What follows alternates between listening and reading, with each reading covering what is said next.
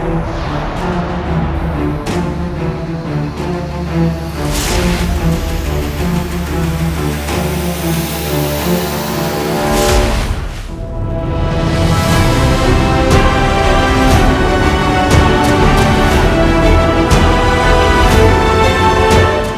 काम करते हैं आपके लिए, सत्ता के लिए नहीं, पैसों के लिए नहीं, धन बल के लिए नहीं। हम आपके लिए काम करते हैं। हम समझते हैं कि ये हमारा कर्तव्य है।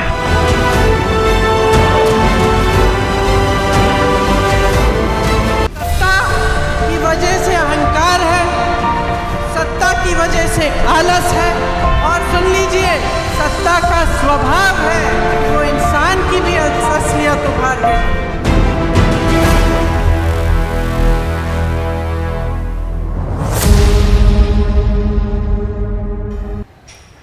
35 साल तक पर्दे के पीछे से सियासत की दिशा तय करने वाली प्रियंका गांधी अब उसी राजनीति की पहली लाइन में उतर चुकी हैं। आज की कहानी सिर्फ एक नेता की एंट्री नहीं, एक पीढ़ी के इंतजार का जवाब है। 1999 में 28 साल की उम्र में मां के लिए वोट मांगने से शुरू हुई यात्रा 2024 में संसद की सीढ़ियों चढ़ते हुए एक नए मोड़ पर पहुंची है। और इसी मोड़ पर देश पूछ रहा है, क्या प्रियंका गांधी वही ताकत बन रही है जिसकी तलाश कांग्रेस पार्टी 3 लोकसभा चुनावों से कर रही थी। वायनाड से मिली जीत, संसद पे गूंजता वंदे मातरम, इंदिरा स्टाइल का करिश्मा और भाषणों में दिखाई देने वाली आक्रामक तैयारी, क्या यही संकेत हैं कि कांग्रेस की राजनीति अब एक नए चेहरे और नई ऊर्जा की तलाश में है? लेकिन सवाल सिर्फ तालियों का नहीं, सवाल ये है कि क्या कांग्रेस उस बदलाव की कीमत चुकाने को तैयार है? क्या प्रियंका गांधी को नेतृत्व की सीट मिलेगी या वही पुराना ढांचा उन्हें पीछे खींच लेगा? ये कहानी एक सांसद की तरह नहीं, कांग्रेस की अगली दिशा, अगला चेहरा और शायद अगली कमान की कहानी है। आज हम खोलेंगे उस राजनीतिक धड़कन को जिसका नाम है प्रियंका गांधी। मैं प्रियंका गांधी वाड्रा, जो लोकसभा की सदस्य निर्वाचित हुई हूँ। 35 साल से सियासत का समीकरण बनाने वाली प्रियंका गांधी अब खुद उसी रास्ते पर बढ़ते हुए अपने नाम का डंका बजाने के लिए निकल चुकी हैं।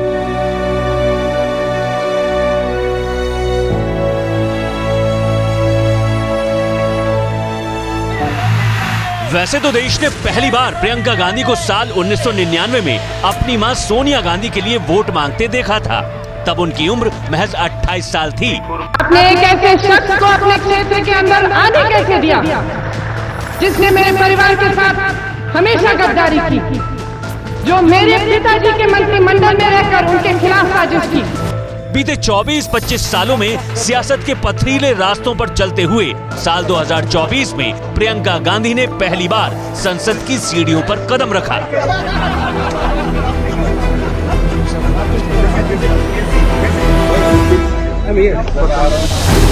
साल 2024 के लोकसभा उपचुनाव में केरल की वायनाड सीट से जीत हासिल करके प्रियंका गांधी पहली बार सांसद बनी। मैं प्रियंका गांधी वाड्रा, जो लोकसभा की सदस्य निर्वाचित हुई हूँ, सत्यनिष्ठा से प्रतिज्ञा करती हूँ कि मैं विधि द्वारा स्थापित भारत के संविधान के प्रति सच्ची श्रद्धा और निष्ठा रखूंगी।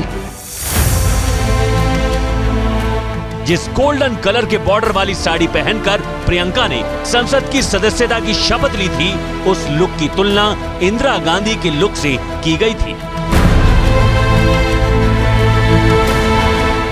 भारत की सियासत में प्रियंका गांधी की चर्चा इसलिए होने लगी है क्योंकि प्रियंका लाओ कांग्रेस बचाओ की आवाज इन दिनों कांग्रेस के अंदर और बाहर से उठने लगी है। वो प्रियंका गांधी है, उसके नाम के आगे गांधी लगा हुआ है। वो इंदिरा गांधी की पोती है। बनाइए प्रियंका गांधी को प्रधानमंत्री देखिए। फिर मांग तो सब जगह से है कि प्रियंका आए, और मांग तो ये भी है कि मैं राजनीति में आऊं। बिहार चुनाव में मिली हार के बाद से कांग्रेस का नेतृत्व सदमे में है, क्योंकि राहुल गांधी ने वोटर अधिकार यात्रा के दौरान यहां खूब पसीना बहाया था, लेकिन राहुल ने जितने दिन बिताए उतनी सीटें भी कांग्रेस नहीं जीत पाई और यहीं से बदलाव की चर्चा शुरू हुई। राहुल और प्रियंका गांधी की तुलना होने लगी। सच्चाई ये है कि इनका शासन दमन का शासन है। इनकी राजनीति दिखावे की राजनीति है, इवेंट मैनेजमेंट की राजनीति है, चुनाव से चुनाव तक राजनीति है, तरह तरह के ध्यान भटकाने वाले मुद्दों की राजनीति है। वंदे मातरम इस देश की उन्हीं उम्मीदों की गुहार है जिन्हें आपका शासन हर रोज ठुकरा रहा है। अपने देश की आत्मा के इस महामंत्र को विवादित करके आप एक बहुत बड़ा पाप कर रहे हैं। इस पाप में कांग्रेस पार्टी शामिल नहीं होगी। देशवासी जब अपने वंदे मातरम पर लोकसभा में दिया गया प्रियंका गांधी का भाषण उनके सियासी करियर का टर्निंग पॉइंट माना जा रहा है। वंदे मातरम, वंदे मातरम। पहली बार भाई बहन के भाषणों की सार्वजनिक तौर पर तुलना की जा रही है। राजनीति के एक्सपर्ट और सियासी समझ रखने वाले दोनों की क्षमता को अपने हिसाब से तौल रहे हैं। तौर पर वंदे मातरम गाया जाता है, आपके अधिवेशनों में गाया जाता है। राहुल गांधी 20 साल से हिंदुस्तान की पॉलिटिक्स में हैं, 5वीं बार के सांसद हैं।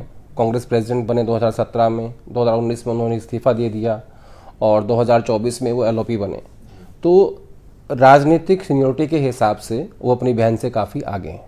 लेकिन जब मैं रिपोर्ट कार्ड देखता हूँ राहुल गांधी का एक अध्यक्ष के तौर पे, एक नेता के तौर पे, तो उसमें बहुत सारी विफलताएं हैं।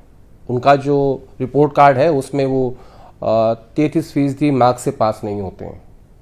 लेकिन प्रियंका गांधी बड़ी सहज हिंदी बोलती हैं, लोगों से कनेक्ट करती हैं और भावनात्मक भाषण भी देती हैं। और उनका जो जुड़ाव है पार्टी के नेताओं के साथ में, जिसमें युवा भी हैं और जिसमें बुजुर्ग भी हैं, पूर्व मुख्यमंत्री भी हैं, सिटिंग मुख्यमंत्री भी हैं, डिप्टी चीफ मिनिस्टर्स भी हैं, उनसे ज़्यादा है। तो मैं ये कह सकता हूँ कि प्रियंका गांधी एक बेहतर विकल्प पार्टी के लिए हो सकती हैं। प्रियंका गांधी भले ही संसद साल 2024 में पहुंची, लेकिन उनकी तुलना सालों पहले से दादी इंदिरा गांधी से होती रही है। कांग्रेस के समर्थक प्रियंका के लुक में दादी इंदिरा का अक्स देखते हैं।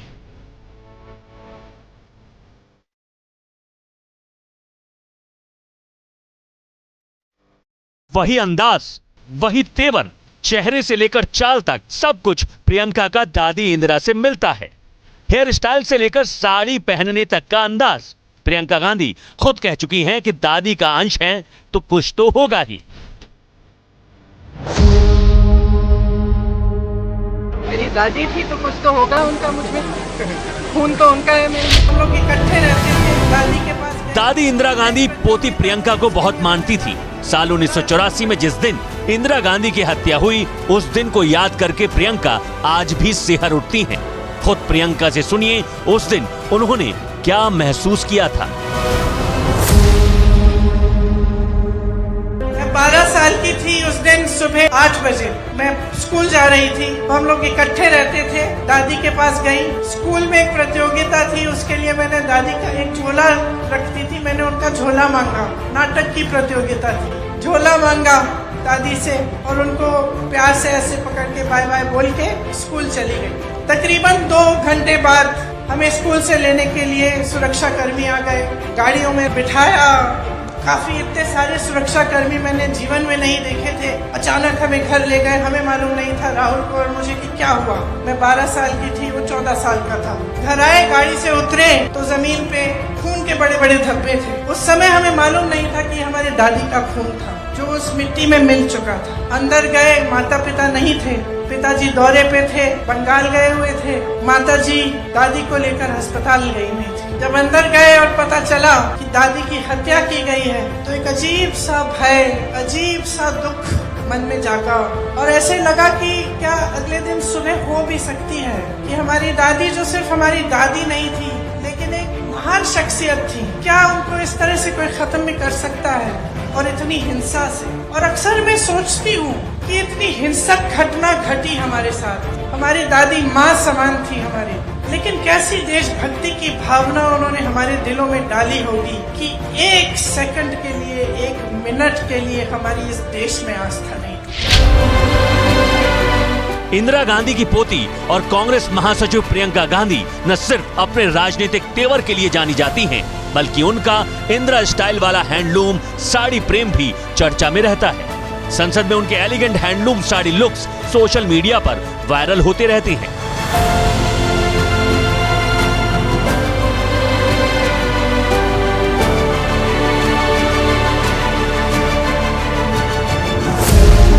साल 2024 के लोकसभा उपचुनाव में जब प्रियंका नामांकन के लिए वायनाड पहुंची थी, तब भी उनकी साड़ी की खूब चर्चा हुई थी।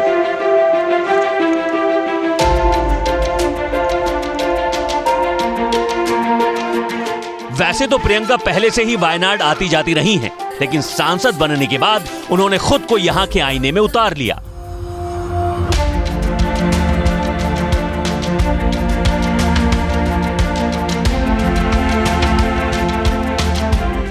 दुख सुख का साथी बन गई। वायनाड को दुनिया के नक्शे पर लाने के लिए हर वो कोशिश कर रही हैं जो एक जनप्रतिनिधि को करनी चाहिए।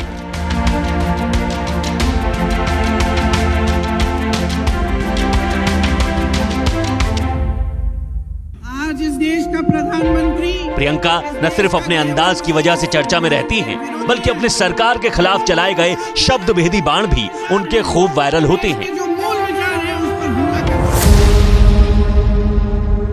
मोदी जी सुन लीजिए, जनता देख रही है, जनता पहचान रही है। जो नौजवान हर जगह रोजगार ढूंढने के लिए भटक रहे हैं। आप हंस रहे हैं, लेकिन ये गंभीर बात है। गंभीर बात है। प्रियंका न सिर्फ जनता के बीच अपने तीखे बयानों से सरकार को घेरती हैं, बल्कि संसद में भी उनके तेवर उसी तरह से नुकीले और चुटीले होते हैं। पूरी देश की जनता जानती है कि इनका, हंसती है, जानती है कि इनके यहाँ तो वॉशिंग मशीन है।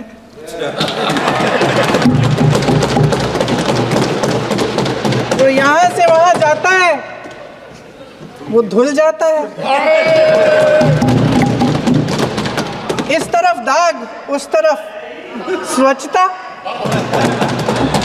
और मेरे कई ऐसे साथी हैं जो इस तरफ होते थे, उस तरफ चले गए।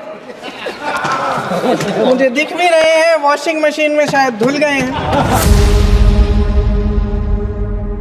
लेकिन सवाल यह है कि क्या पार्टी का नेतृत्व संभालने के लिए सिर्फ तीखे तेवर, शब्दभेदी बाण या फिर इंदिरा का अक्स दिखना काफी है? आप कह सकते हैं कि नहीं, लेकिन प्रियंका गांधी की व्यक्तित्व और उनके बयानों में नेतृत्वकर्ता और एक पार्टी को संभालने की परिपक्वता दोनों नजर आती है। उनकी बातचीत में आत्मविश्वास भी दिखता है और लंबी राजनीतिक पारी खेलने का भरोसा भी। तो फिर सवाल ये कि कांग्रेस प्रियंका का डंका क्यों नहीं बजने दे रही? क्यों कांग्रेस प्रियंका के नाम और चेहरे को आगे नहीं कर रही? क्या कांग्रेस को डर है कि प्रियंका भी फेल हो गई तो पार्टी का क्या होगा? ये कुछ ऐसी ताकतें हैं जो प्रियंका गांधी को आगे बढ़ने से रोक रही हैं। ये सवाल हम नहीं पूछ रहे, न ही इन सवालों को हम जन्म दे रहे हैं। बीते कुछ हफ्तों से पॉलिटिकल कॉरिडोर में इस तरह की चर्चा गर्म है। सवालों की कानाफूसी हो रही है। कांग्रेस की राजनीति को करीब से समझने वाले भी कहते हैं कि कुछ तो है जिसकी वजह से प्रियंका खुले हाथों से खेल नहीं रही।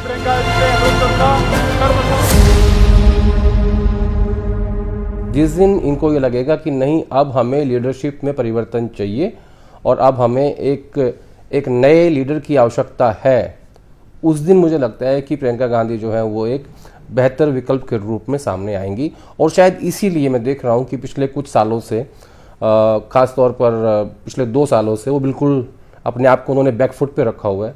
और ऐसा मुझे लगता है कि जैसे उन्होंने भविष्य के लिए अपने आप को बचा के रखा है। कांग्रेस की कमान कौन संभालेगा? शुद्ध रूप से इसका फैसला पार्टी का हाईकमान और नेतृत्व करेगा। प्रियंका गांधी को क्या जिम्मेदारी मिलेगी, क्या मिलनी चाहिए, ये सोनिया गांधी को तय करना है। वैसे महिला नेतृत्व को लेकर कांग्रेस का अतीत क्या कहता है, ये जरूर हम बता सकते हैं। इंदिरा गांधी को 1969 में पूरी कमान तब मिली थी जब पार्टी टूटने की कगार पर थी। सोनिया गांधी को भी 1998 में तब आगे लाया गया जब कांग्रेस का हाथ एकदम कमजोर हो चुका था। अब लगातार 3 चुनाव हार चुकी कांग्रेस क्या प्रियंका गांधी पर दांव लगाएगी? ये साल 2026 का सबसे बड़ा सियासी सवाल रहने वाला है। प्रियंका गांधी की स्थिति करीब 28 साल पहले सोनिया गांधी जैसी बताई जा रही है। तब कांग्रेस राष्ट्रीय राजनीति में हाशिए पर जा पहुंची थी। तीसरे मोर्चे की वजह से कांग्रेस की स्थिति कमजोर हो गई थी। तब पार्टी की कमान सीताराम केसरी से लेकर सोनिया गांधी ने खुद संभाली और पार्टी को 5 साल में ही सत्ता के शीर्ष पर बिठा दिया। तब सोनिया ने पीएम पद का त्याग किया, लेकिन कांग्रेस के साथ साथ सरकार की बागडोर अपने हाथ में रखी।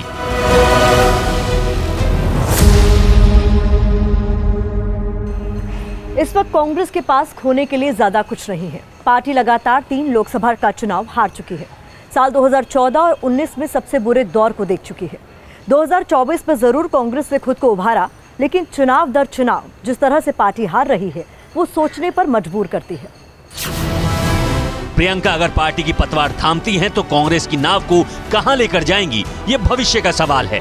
वैसे अभी कांग्रेस के सामने चुनौतियों का पहाड़ खड़ा होने वाला है। 2 साल के भीतर दर्जन भर राज्यों में विधानसभा चुनाव होने हैं और इनमें से कई राज्यों में कांग्रेस सत्ता पाने की उम्मीद लगाए बैठी है। पश्चिम बंगाल, असम, तमिलनाडु, केरल, पुडुचेरी में अभी आने वाले कुछ दिनों में चुनाव होने हैं। उसके बाद साल 2027 में उत्तर प्रदेश, उत्तराखंड, पंजाब, गुजरात, हिमाचल, मणिपुर, गोवा जैसे राज्यों में भी चुनाव होंगे। असम, केरल और तमिलनाडु जैसे चुनावी प्रदेश से कांग्रेस और खासकर प्रियंका गांधी को काफी उम्मीद होगी। लेकिन सवाल तो ये है, क्या कांग्रेस प्रियंका को कमान देकर बीजेपी को चुनौती देने का रिस्क ले पाएगी? वैसे तो पॉलिटिक्स और प्रियंका का रिश्ता खानदानी है, लेकिन अब तक के ज्यादातर प्रयोग में प्रियंका सफल नहीं हो पाई हैं। सोनिया गांधी जब रायबरेली से चुनाव लड़ती थी, तब प्रियंका गांधी ही उनके चुनाव का मैनेजमेंट देखती, प्रचार की जिम्मेदारी संभाला करती थी। उससे पहले भी जब सोनिया गांधी ने बेल्लारी में साल 1999 का चुनाव लड़ा, तब भी प्रियंका ने उनका प्रचार किया था। ये तस्वीरें उसी दौरान की हैं। इसमें कोई दो राय नहीं है कि प्रियंका के प्रबंधन में सोनिया गांधी उत्तर से लेकर दक्षिण तक का हर चुनाव जीतती रही हैं। प्रियंका छोटी छोटी सभाओं के जरिए पब्लिक कनेक्ट करती, लोगों से संवाद करती, ये उनकी सबसे बड़ी सियासी यूएसपी है। इसी यूएसपी के दम पर वो कांग्रेस की पुकार बन रही हैं, समर्थकों की हुंकार बन रही हैं।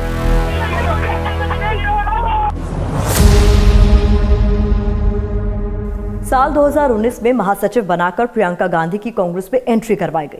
समर्थकों की उम्मीदों को पंख लगे, लेकिन यूपी जैसे बड़े प्रदेश का प्रभारी बनाकर जिम्मा दिया गया तो सफलता हाथ नहीं लगी। उस वक्त प्रियंका गांधी को जिन 41 लोकसभा सीटों का प्रभार मिला था, वहां सिर्फ एक सीट पर जीत दर्ज की गई और वो भी रायबरेली। गांधी परिवार का गढ़ रही सीट अमेठी भी कांग्रेस हार गई थी। वैसे भी कांग्रेस के लिए यूपी में जीत बंजर जमीन में हरे भरे खेत देखने के सपने की तरह है, लेकिन 2019 में अमेठी हार जाना बहुत बड़ा झटका और सदमा रहा।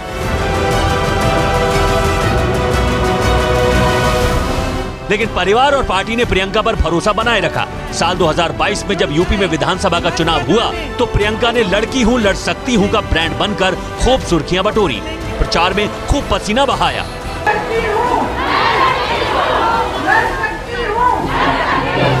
बावजूद इसके कांग्रेस 2 सीट ही जीत पाई। लेकिन ये सिर्फ सियासी सिक्के का एक पहलू है। दूसरा पहलू ये भी है कि प्रियंका गांधी पार्टी और राहुल गांधी की संकट मोचक हैं। जब जब राहुल की सियासत के सामने संकट आया, बहन प्रियंका चट्टान बनकर खड़ी रही। एक रणनीतिकार के तौर पर प्रियंका ने 2024 के चुनाव में भाई राहुल का साथ दिया। यूपी में समाजवादी पार्टी से गठबंधन करके वापसी की नई इबारत लिखी।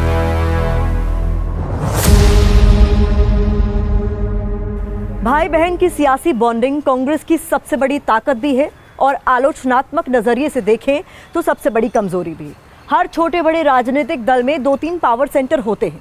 बहुत मुमकिन है कि कांग्रेस के अंदर भी अलग अलग पावर सेंटर होंगे और ये पावर सेंटर जब मिलकर जोर लगाएंगे तभी कांग्रेस या प्रियंका गांधी कुछ कर पाएंगे। फिलहाल प्रियंका का संसदीय डेब्यू बहुत शानदार माना जा रहा है।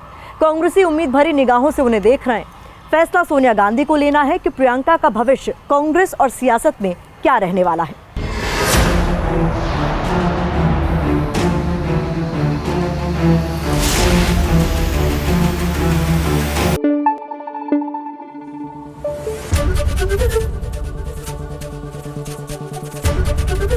एबीपी न्यूज आपको रखे आगे।